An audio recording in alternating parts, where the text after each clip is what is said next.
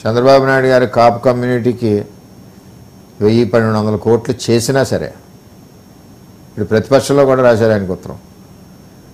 జగన్మోహన్ రెడ్డిని ఎందుకు ప్రశ్నించలేదన్నది ఈ కమ్యూనిటీలో పెద్ద ప్రశ్న. అది ఓకే, అది నెగిటివ్ అయిందంటారా? జనరల్గా ఉంటుంది కదండి. ఇప్పుడు ఉద్యమం చేసే వ్యక్తి ఎవరినన్నా నిలదీయాలి. ఆయన ఎవరినన్నా నిలదీయగల సమర్థుడు కూడా ఆయన. అక్కడ పార్షియాలిటీ ఉండకూడదు.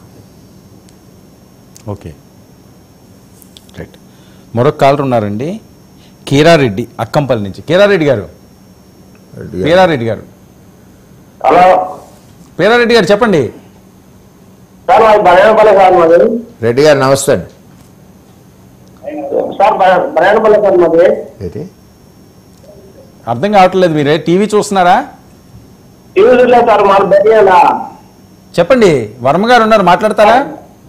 వారి పొద్దునే మాట్లాడుతుంది. నమస్తే సార్. నమస్తే రెడ్డి గారు, నమస్తే. కొద్ది సౌండ్ తగ్గించండి. సార్ బరేణపల్లి ఎట్లా సార్ మాది బాడీ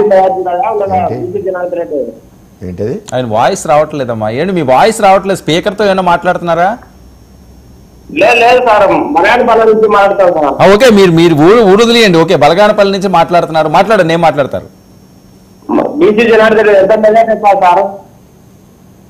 అర్థం కావట్లేదు. ఏంటండి? మీరు టీవీ చూడకండి.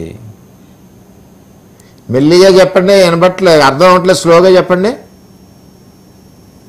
రెడ్డి గారు.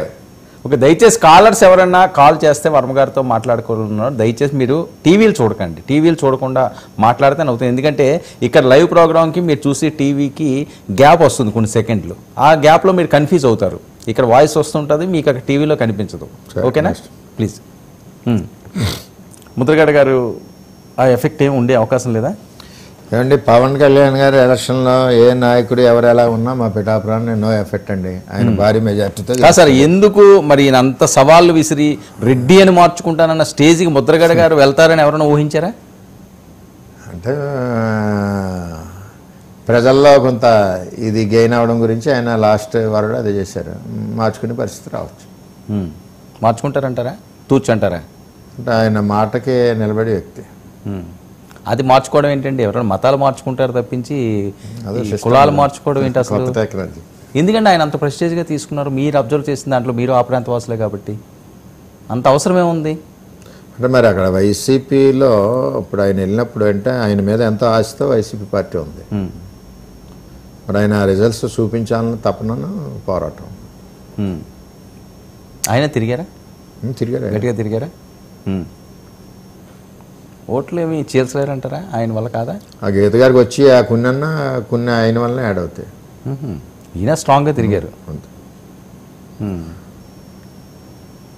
ఆర్థికంగా ఏంటంటే పరిస్థితి? ఎవరండి? ఈయన ఖర్చు పెట్టడం కానీ, లేకపోతే ఈయనకి కూడా ఏమన్నా ముద్రగడ గారికి ఆయన ఖర్చు అయిపోయాడు.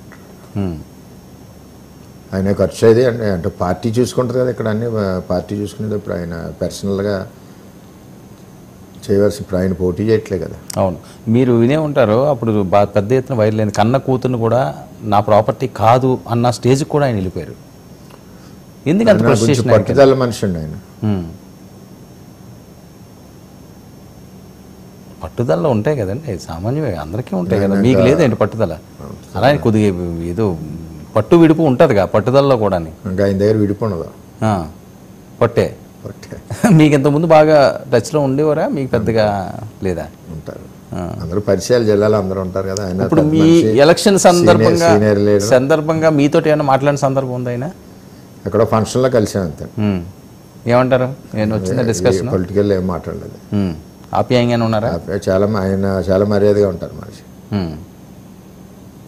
వర్మ గారికి పెద్ద ఎత్తున ఈ ఎన్నికల్లో ఫైనాన్షియల్గా ఆఫర్ వచ్చిందట, నిజమేనా? వైసీపీ నుంచి జనరల్గా రాజకీయ పార్టీలు మేమవునండి, ఇంకో పార్టీ అవునండి, ఇంకో పార్టీలో ఎవరైనా డిఫర్ అవుతున్నారంటే ముందుగా ఉంటుంటారు. అవన్నీ పట్టించుకోకలేదా, మన క్యారెక్టర్ మీద ఆధారపడి ఉంటాయి.